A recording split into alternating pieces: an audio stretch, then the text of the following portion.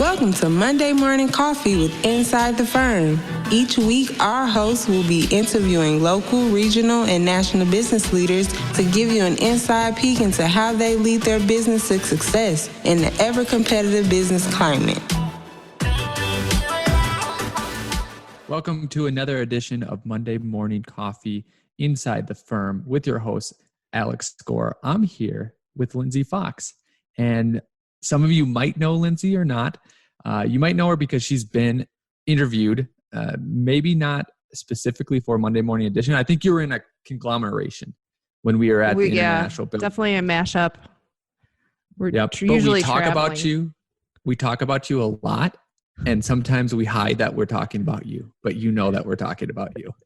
So welcome, Lindsay. Welcome to this interview. Well, thanks for having me again. Yeah, usually I'm the one that's like instigating some story that you're all excited to share. And it's, yes. I met this woman, or this woman called, or ran into my buddy when I was at this conference. Yeah, absolutely. Hijinks ensue. So we're talking about Lindsay, and I'll go in how we kind of met and we can have that conversation. But the reason why we're talking to Lindsay is because the Monday Morning Coffee edition is broadening out. Essentially, we're getting Lindsay's going to be a co-host once a month. She will be hosting, interviewing other guests. So we want you to get familiar with her. We want to talk to her. And basically, she's going to bring a wide variety of guests to expand what we're talking about. Actually, I'll let you maybe take over. What do you feel that you're bringing, or maybe what type of guests do you have almost lined up that you're going to bring? I got them racked and stacked. I think what I loved about the platform was that you were kind of opening the platform for other entrepreneurs to kind of share their story, give some feedback, a little bit of commiserating, which I think is healthy, and kind of getting a broad and diverse voice to. I think what I loved about Inside the Firm when I first started listening to it, it wasn't just about architecture. It was about, growing a business and how to build the culture. And, you kind of laid it all out there for everyone to hear.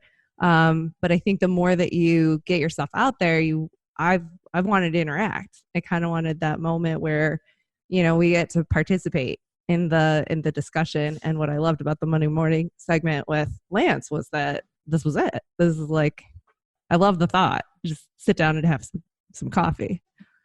Yeah. Sit down and have some coffee, have some conversation. Yeah. If you notice, this interview will probably have the new intro.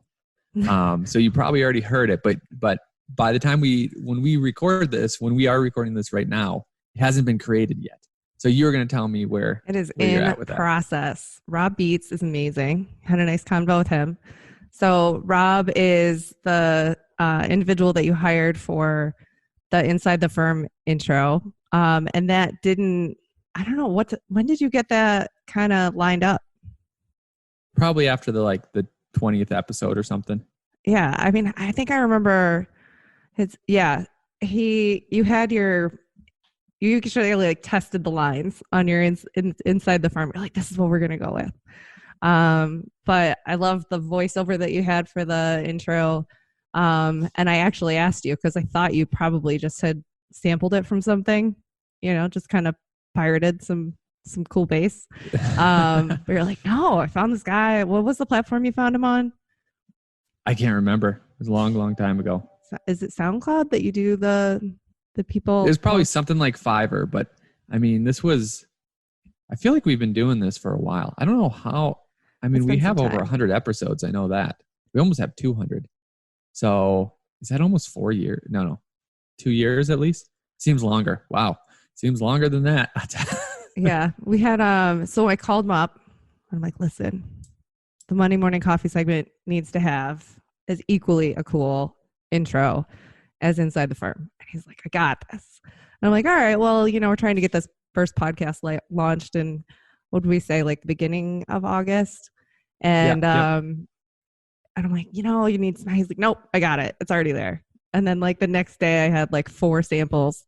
Like done. Option 2, done. So I'm really excited about really? it. Mm-hmm. Cool. Did you write?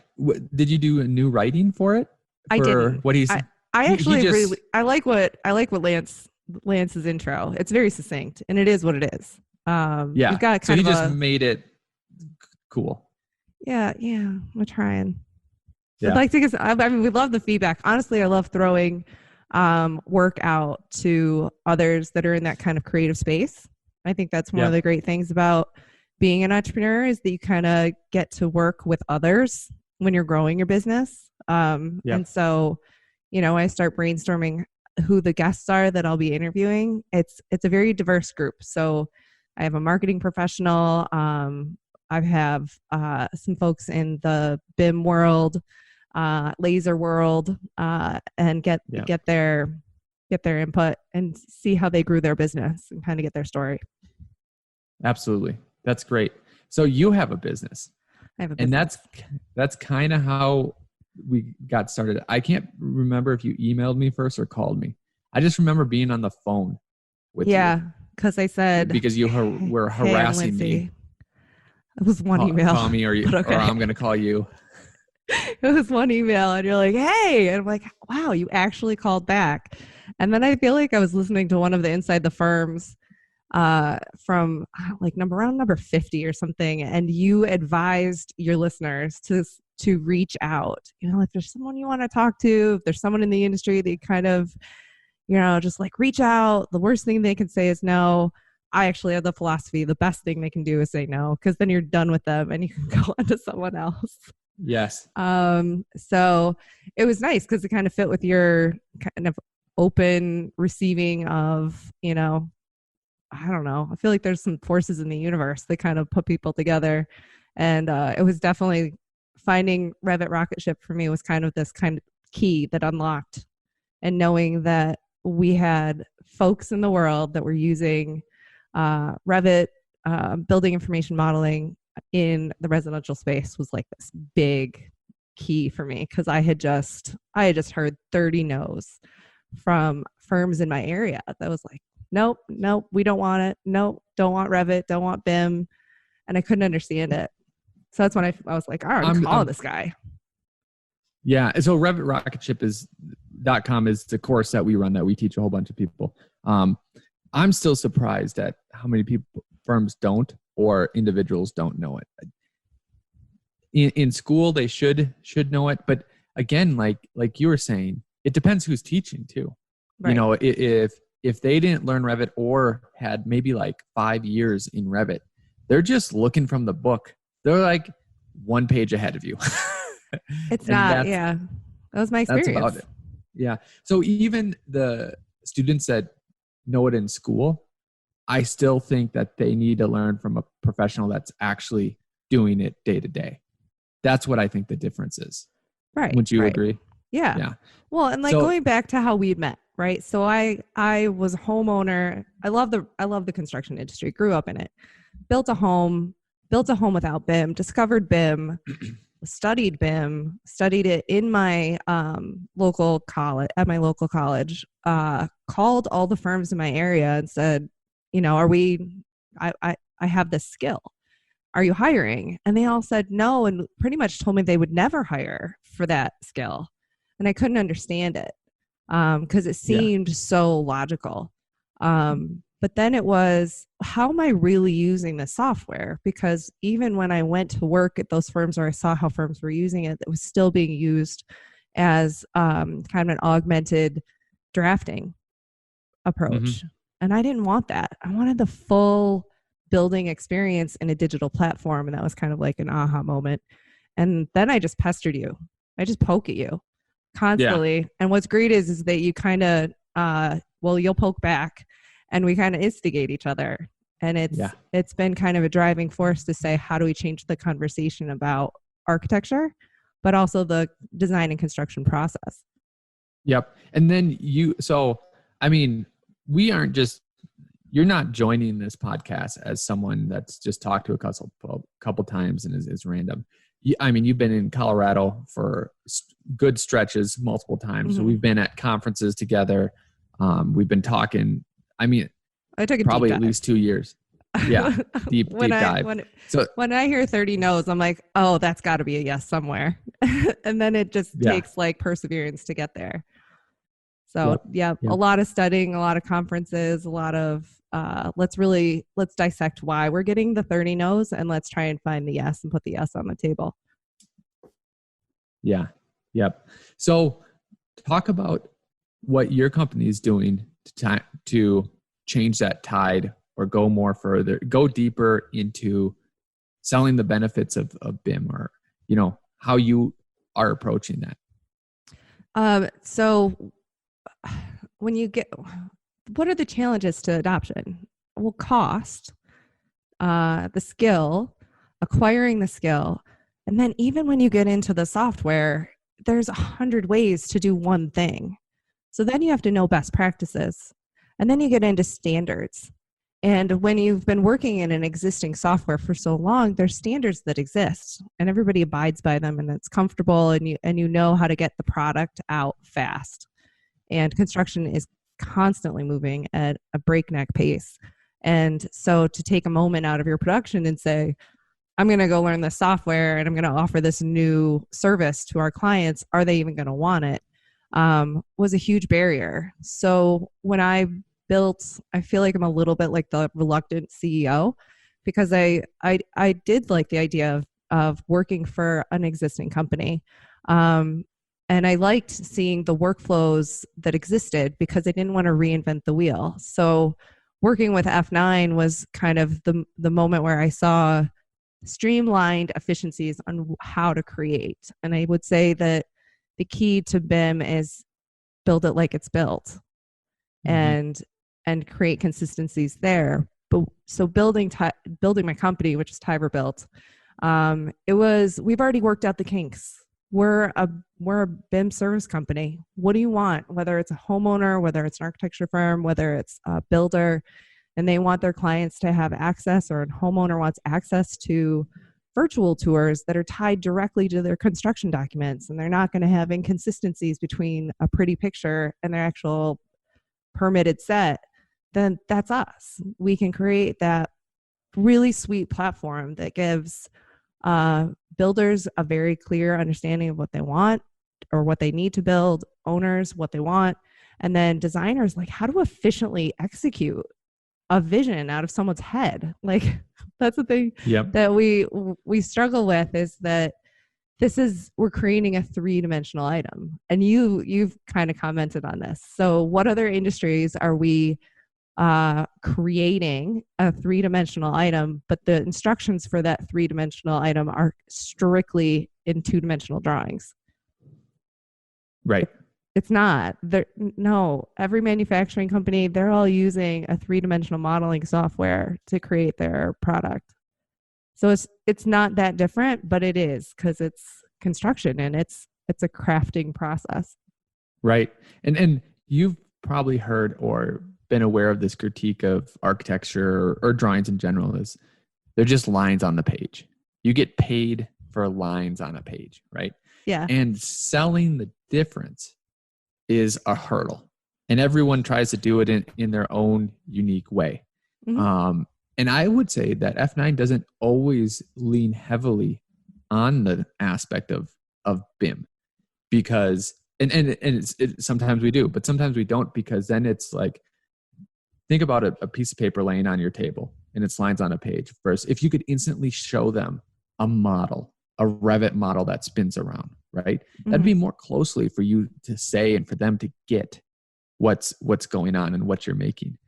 But still, that's about what you are. And I think this is what's the hard part, is it's still about what you are making, not what they are getting. Versus because the homeowner. Because the homeowner, they're like, right. Okay, great. That's so much cooler. But you're still making this model that's not real to me. I can't live in that digital house.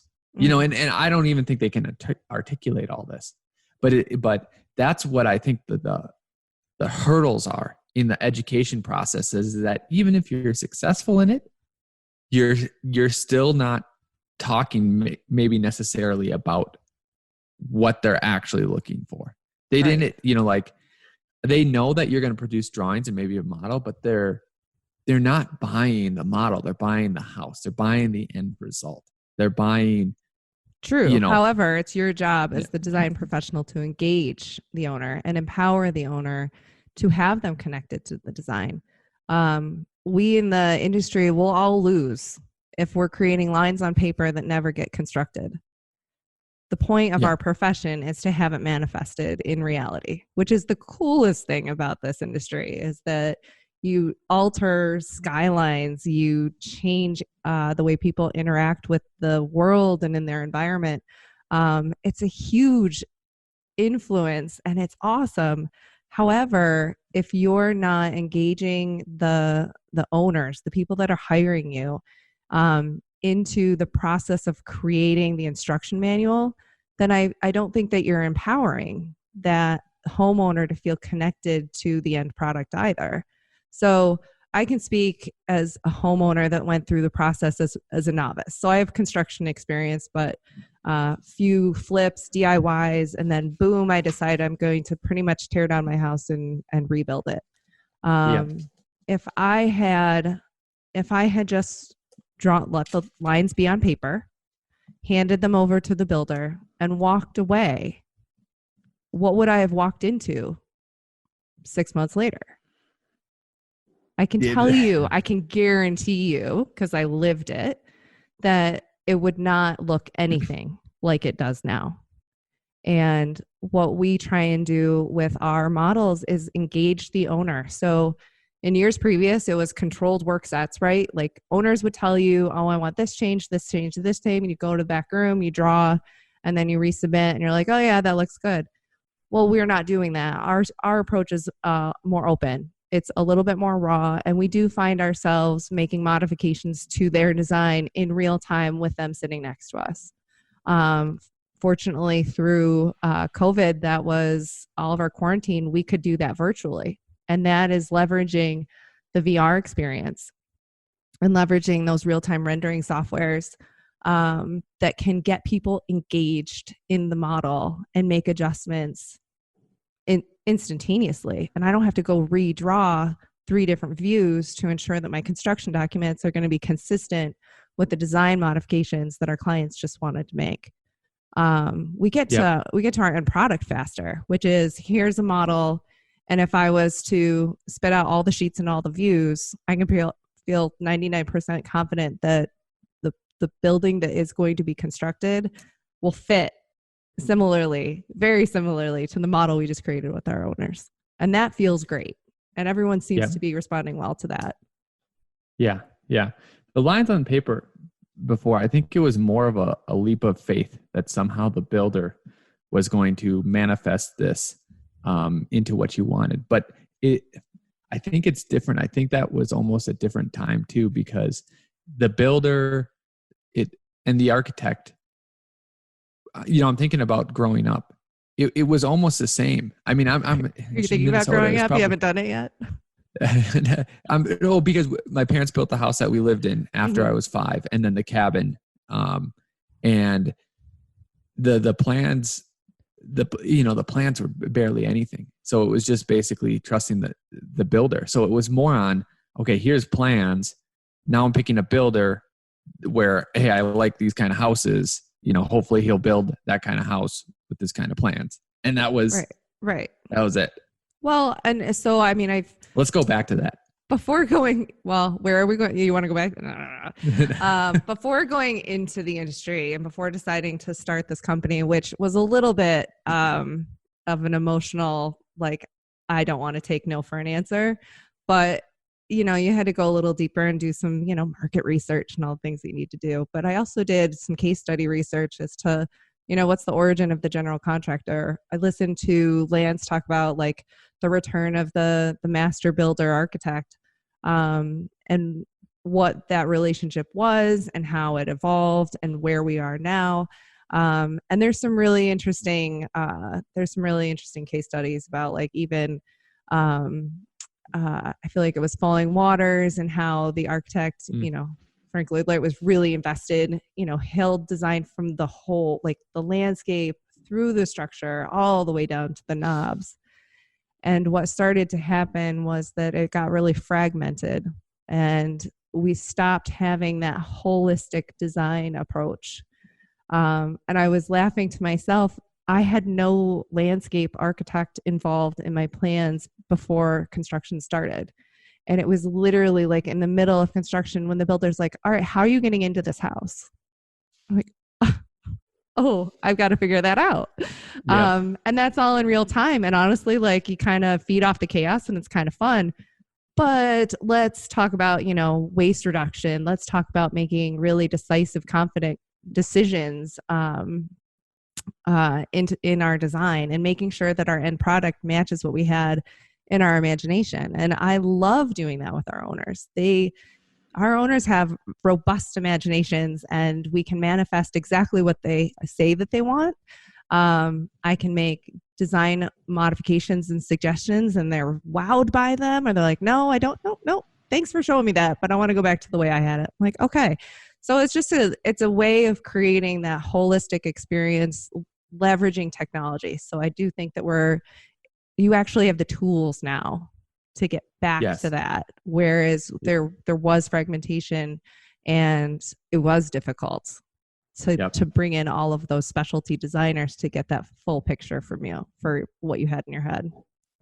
2 points. I think every architect has had that experience where you talked about, you showed them an idea or a couple ideas and they said either yes or no, let's go back to what I want.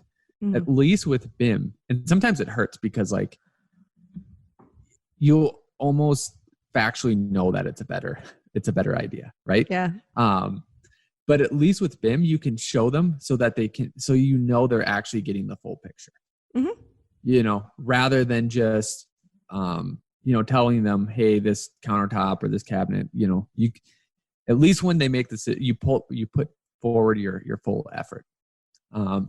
The other thing that I thought was very interesting was a problem that we barely discuss at all, but I don't see too many solutions to it from at least where we're at right now, and probably you too. So in college, we always had this rivalry with the landscape architects, but it was always funny, right? They'd always play country. We'd always play gangster rap, right? We'd always win at basketball. They said that they were good at basketball, right? But nice. I acknowledged, and they were all friends and stuff like that. I acknowledge that like starting off with landscape architects is crucial to the development of a building. Like It's literally step one. It's not even me just saying that the way that you can do shading, interacting with the environment. How about stormwater management? Just like, everything about where's it. the water going to go? Because you're completely gouged out the earth that was very happy. But they don't even deal with that. They deal with civil. So here, I have a theory for you now after this. The amount of houses and other projects we've done where landscape comes at the tail end is probably 99%. And I already know that that's incorrect, but it's like we can only tackle so many problems at a time. And the first is to have a viable business that helps give the clients value and also do it in such a way that the firm can actually survive. Because if we cannot survive, then we can't help the clients. Right. So it's something I want to, almost circle back to, but it's extremely prevalent that they are not involved. And the first people that are involved on bigger projects are civils because it's all about water. So if the civils could actually do the landscape design too, or if the landscape designers could do the civil work too, then that would almost instantly solve that project for large problems. Right. Fortunately, we're building houses. So functionally, that's one of the things I like, and that we're attempting and we are successfully making huge changes in the construction industry globally. BIM is being adopted. There's tons of studies of how incredibly efficient construction can be when you have single source BIM enabled into your project. But these are huge builds. I mean, airports and facilities. I had one. So we're also laser scan technicians. I had one laser scan. They wanted us to create the model. It was 1 million square feet. Nice. Right. So what's interesting is that when you're getting into this major shift in an industry, and the money is in the commercial space, so technology attaches itself to the commercial space. Those are also very cumbersome environments to make changes, to evolve.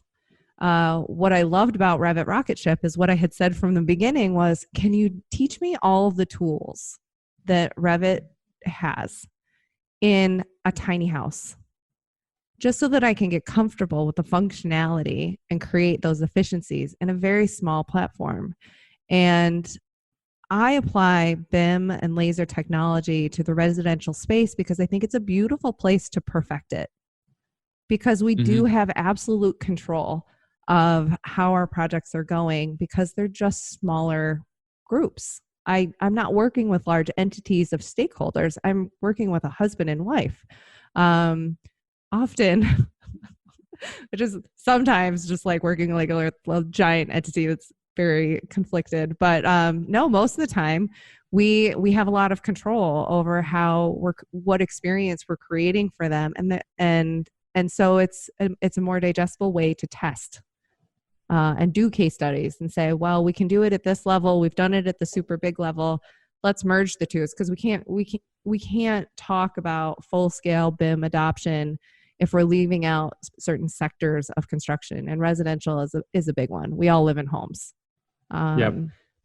So that felt like a win to me, is that if I can take no off the table by creating these little microcosms and say, oh, we're getting the landscape guy in now, and we're going to talk to he stormwater management. Let's talk to him now. And it's working out, and we're really happy. The owners are happy. So, but definitely I would say that there were not technologies that made BIM viable just a few years ago. I found that laser scan technology really, really unlocks the potential that BIM has, because so many of our structures are existing conditions, like existing buildings that we have to modify. And I had F9. I was able to tag along with F9 when they were documenting an existing home that you were making additions to. And so I had the benefit of like tape, paper, and sitting on site with a laptop, creating a model. And I was like, oh, there's got to be a better way to do this. So it's funny because one of our friends is coming out, to work for us. And I think that I think she might stab me when she goes out and uses a We've already, so we're talking about a member of my staff that's relocated. We've both trained with F9, and Rebecca's joining the team, and Rebecca is we do as-builts. We do as-builts, but so Tyverbuilt does as-builts with the laser scanner, the Leica BLK. And that's what we've become accustomed to when we document an existing structure, and then we create the model from that. Okay, breakdown for me and our listeners, because I'm sure she's going to hound me on this. She should. What are the tier prices? Like there's laser scanners that are $20,000 plus. There's probably ones between 10 and 20, and there's probably ones that are like $200 that are probably no good. Oh, hell no. Where is a decent starting point for someone? Literally get your feet wet, decent starting point. What 20K. would you recommend? 20K. So that is not a decent starting point. That is not. No, that's why you hire get your someone. Feet wet. That's why you hire someone with a laser to come do a project.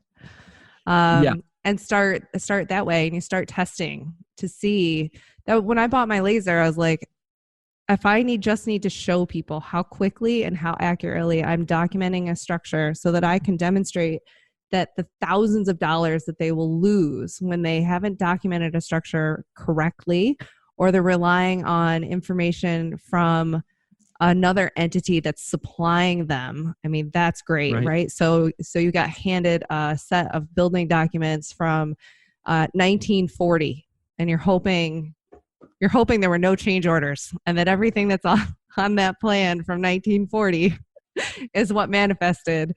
And you're going to make your, if you're a builder, you're making your bid based on the drawings that you got from the architect, that he has all these built-in assumptions, right? From the plans from 1940. But so that would help if you were in Colorado competing with us and someone might go with you, but you are not. So, and right now, I don't want to hire someone else. And the reason why is because if we are going to have that, we want it, what you're talking about, all in-house, so that we know where we took the scan, what we could see, what we couldn't see. We know that, hey, we need to open the window curtains so that we can actually see the window rather than it just model the curtains. And you're still telling me $20K. So there's photogrammetry and then there's LiDAR, right? So photogrammetry is using an algorithm to triangulate a measurement. So it takes a picture and it's got, the windowsill, the floor, and like something else. And it does a little math and it figures out what each distance should be. So that's a Matterport product. That is very competitive, very absorbable in regards to your cost. We chose to go with LiDAR technology because it's actually a point shoot laser measurement. So it takes 360,000 points of measurement in one scan.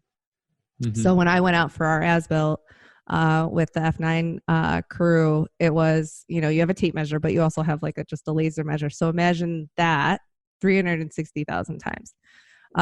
So when you get to and then it just kind of creates this cloud and you stitch it together and it creates this beautiful template of the structure, and you get to see wall thicknesses, not because it's an x-ray, but because you've just scanned the entire structure, this room connecting to that room. And we have found deflections in floors that would have cost thousands of dollars in reorders of materials. I mean, just so much money wasted without documenting these structures to the level that we're doing. So the LiDAR technology is where I wanted to live. And if I'm going to be a construction technology solutions company, which is what I was positioning the company to be in a kind of business to business environment, I didn't want to go photogrammetry. I do believe that there's ways to lease some lasers. You can get in at $20K for a BLK. That's really good for residential, small scale commercial. LiDAR works on the outside. So Matterport and the photogrammetry isn't great for exterior because there's too much light. So you can't get accurate. So it's really great for like the virtual tour experience for realtors and some other applications. But if we want the structure inside and out, I'm LiDAR 100%. You can get into you can go up from $20K into the $50,000, $60,000 range. There are lease options, I'm pretty sure, associated with that. The big players there are Faro and Leica. Apple unveils new iPad Pro with breakthrough LiDAR scanner. Right? Someone needs to make an app for that, so then I can just buy a new. Yeah. Well, that's what's happening, right? Is that you get this whole industry excited about it, and you actually get construction people to actually start buying technology, then it all becomes way more accessible. I mean, when I was looking at laser scanners, the BLK was like first on the market at that $20K mark. And the first one I got was actually defective. The company was awesome. They replaced it. But it was trying to bring the price point down so that it was adoptable into an existing business financial model. But I have found that the laser scan unlocks everything that I need out of BIM. And I'm looking pays right for now. itself. So under LiDAR building scanner, everything from 2,000 to 78,000. So because LiDAR is the point and shoot. Yes, that's what I'm looking at. Yeah. All right. Well, post some show notes. Find out if there's a cheaper one now. But I was sitting at Autodesk University listening to presentation after presentation in 2018 of what people are doing with scanners. And I knew that if I wanted to get into the BIM game in where I am in upstate New York, I had already gotten 30 no's, right, from all the architecture firms that were around me that was not interested in adopting BIM. So then I'm like, all right, well, I can send F9 and I can work remotely with F9. Well, F9 is not going to take on our projects if they're not confident with the as-builts. So that's where laser scan technology really can open up the remote possibilities, because you can do virtual tours with the laser scan data. There's so many things. It's great now. It's great now. We've had some other Dauntless Design send us their laser scanned that's in Revit. And I mean, it's like you're in the house. What's great is that you can even see, like you can cut through and you can see the stairs. So stairs are always tricky because in old houses, like, they weren't following the rules. So every time you try to make a stair, it's like, okay, what's happening now? And now you can make your stair and match it with the actual model. So you create a template. So you take your laser scan, your raw scan data, you have to take it into, there's a couple different softwares. You clean it up and then you push it out into an RCP file. And that RCP file is imported into Revit. And it's this beautiful, beautiful moment where you just get this template that you just know everything is accurate down to like 1/8 of an inch. And you're like, oh, this is so nice. I'm on the field with F9 and I'm watching him trying to figure out the slope up to the stairs. And he's like down on the ground and he's got the tape measure. I'm like, oh, there's got to be a better way. Have you heard of SICK? SICK? It's a sick name. They do, safety laser scanner. Yeah. Interesting.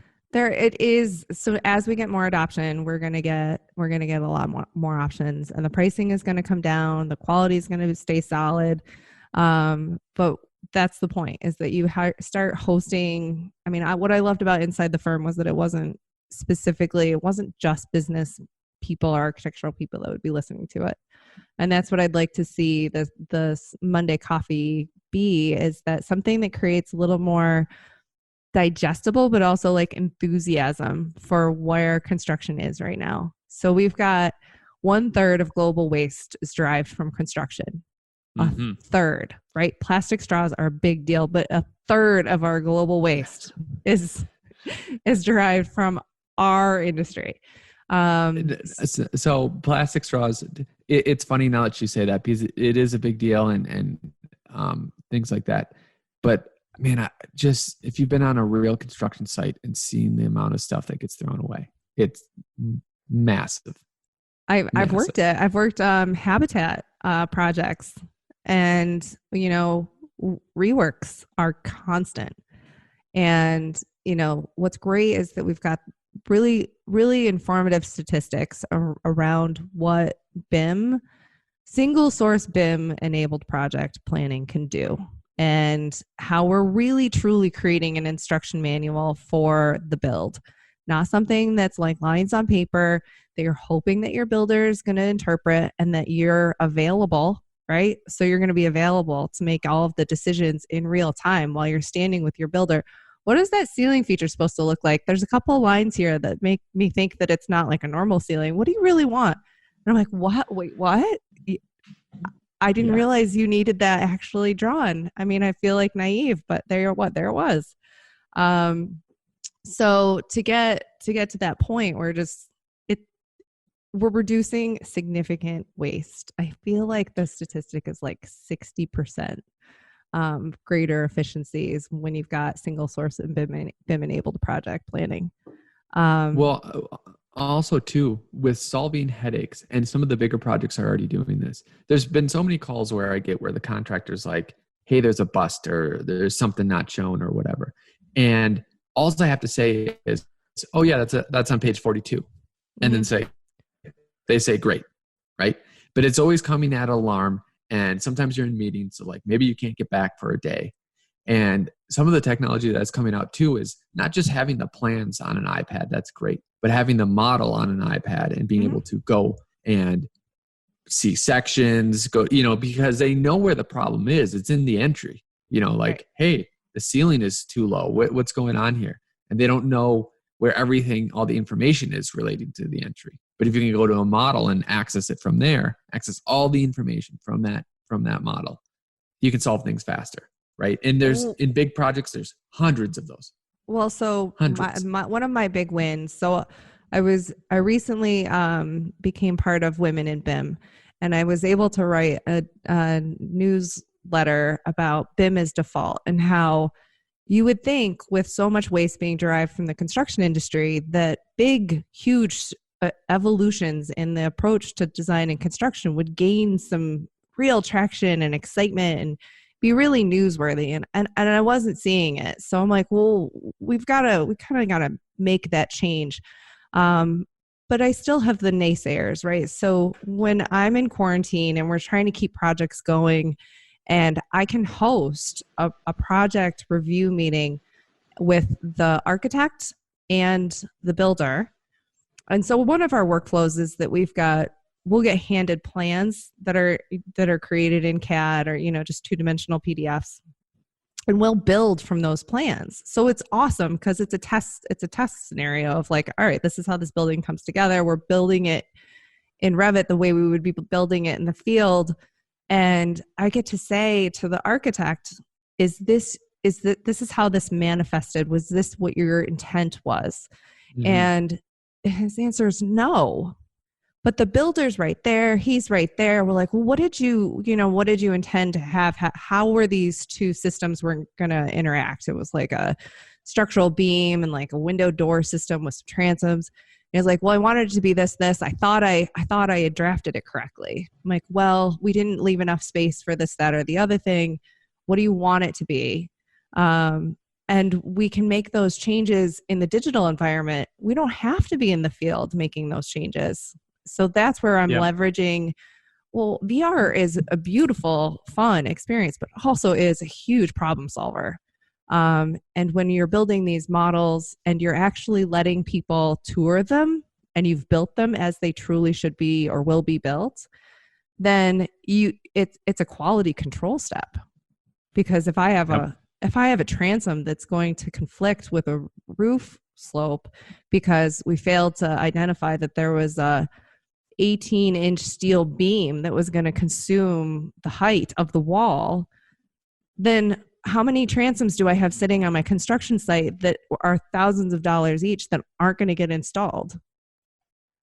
Like that's where we're living. We're living in an opportunity to get people in the models and really test so that even while it's great that we can get the model on some sort of device and have people work through it in the field, my goal is to do that pre-construction and maybe like diminish it down to like maybe like a few issues that show up on the site that like really truly couldn't be known. Yeah. So just like how BIM helps solve people's problems before they get into real headache and heartache, your podcast segments are going to do the same thing. We're hoping. Right.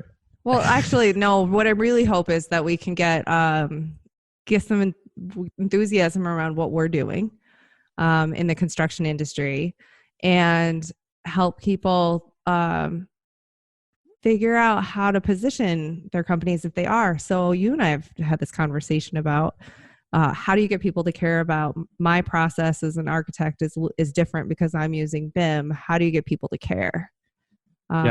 So I like the idea of getting other folks. So I have the marketing company that I work with, their lead marketing strategist. I'm like, I'm having you on.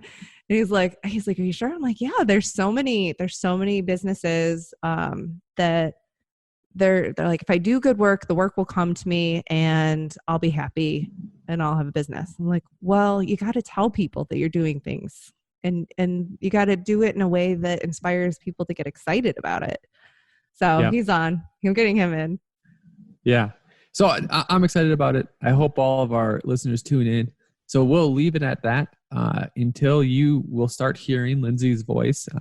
Probably the first episode of each month, Lindsay will be doing a different segment from, all over. She mentioned it, and we're excited to have you on board.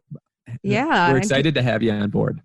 I guess have people, if there's anyone that's running a company that's been listening to the podcast for some time and would like to share, how they're doing things different or, some exciting news about their approach, just inundate Alex with emails. It's fine. It's not like you're building buildings or anything. You want them to email me? Yeah, email. You want me to? I can give out my email. Isn't it in the show notes or something? AKG@f9productions.com. AKG. It is, but people are listening in the car. Well, how do people, isn't that where people send in the questions? If they have questions in your podcast, they email you. Yeah. Does that want to be on the show? Yeah. Yep. I'll interview anybody. Sounds good. All right. Thanks a lot, Lindsay.